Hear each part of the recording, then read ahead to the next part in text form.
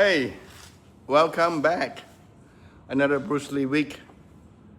So, today, when we think of Bruce Lee, we see the lightning fast punches, the speed, the deep philosophy, and also the global icon who changed martial arts forever.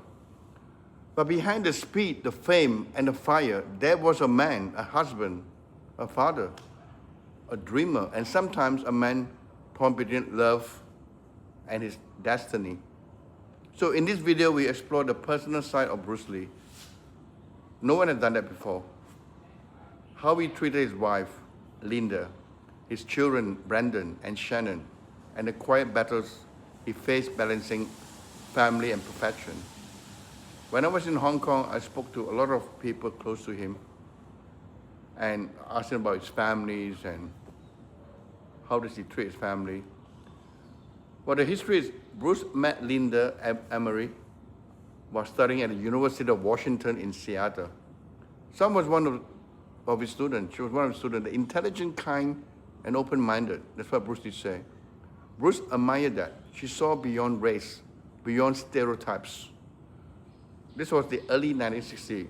That is difficult. An interracial relationship was still very controversial in America. But Bruce didn't care. He said, under the sky, under the heavens, there's but one family. They married in 1964, built a home with love and struggle, and soon had two children, Brandon and Shannon. Bruce was proud, playful, and deep affection. At home, he wasn't the movie star.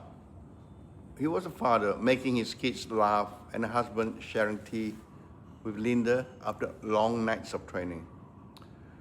So it's very difficult for a superstar to find that balance between work and family. Bruce, as we all know, his passion for martial arts and film consumed him. He trained for hours, worked late into the night, and constantly refined his ideas.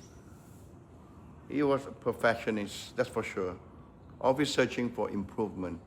That passion made him great, but it also made him restless.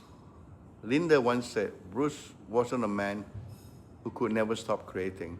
Even during meals, he talked about training, movement, and philosophy. One of the friends said when he was eating, he would try to squeeze a paper just to strengthen his hand. He pushed himself so hard that his body often suffered. But he refused to slow down. He wanted to secure a future for his family, but in wealth, but in legacy. His dream was to give his children a better life, one where East and West could unite. So when Bruce returned to Hong Kong, there was a Hong Kong years, he made the movies like The Big Boss and The Fist of Fury. Everything changed. Suddenly, overnight, he was a superstar, the biggest name in Asia.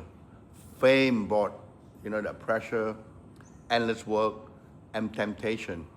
He spent long hours on set, writing, choreographing, editing, and perfecting every frame. Some say he was difficult to work with. Others call him he's obsessed. He demanded excellence, not only for himself, but from everyone around him.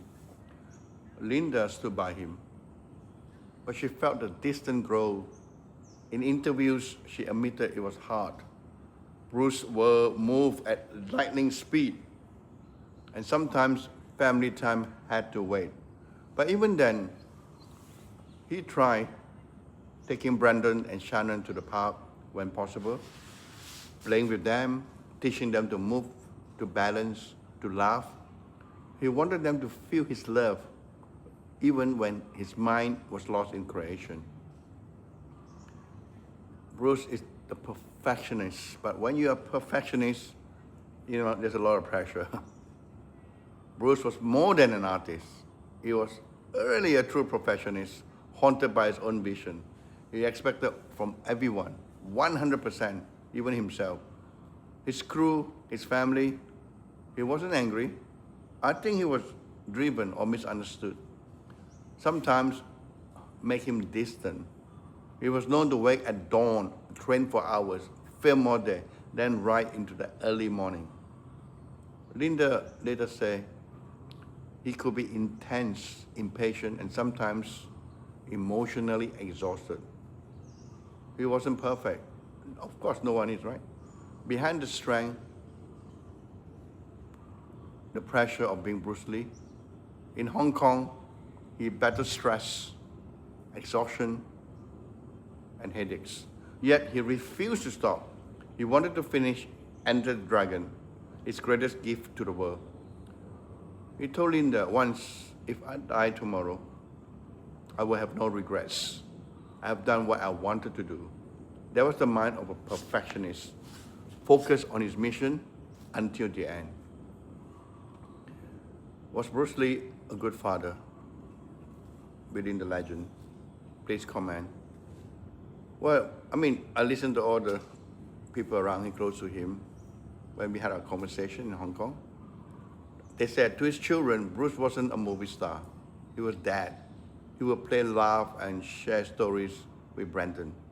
He taught him to train, not for violence, but for character. Brandon later said his father always told him, the greatest battle is to be yourself. To Shannon, Bruce was warm and playful. He would lift her up and make her smile, even when he was exhausted. He wanted them to grow up confident, independent, and free thinkers. But fate didn't give him much time. So when Bruce passed away in 1973, Brandon was only 8, and Shannon just 4.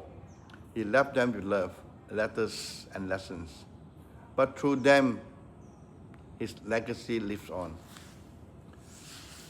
So, was Bruce a good husband and father? To me, he's yes. But he was also human. He loved deeply, worked obsessively, and carried the weight of his vision. He wasn't perfect, but he was present in his purpose. He inspired his family, his students, and millions around the world. So Linda once said, Bruce lived with such intensity that being with him was like standing next to a fire, warm, bright, and unforgettable. He taught us that greatness doesn't mean flawlessness. It means giving everything you are, your body, your mind, and your spirit. Give it all to what you love. And that's what Bruce Lee did, both as a martial artist and as a man. To me, he wasn't just the dragon.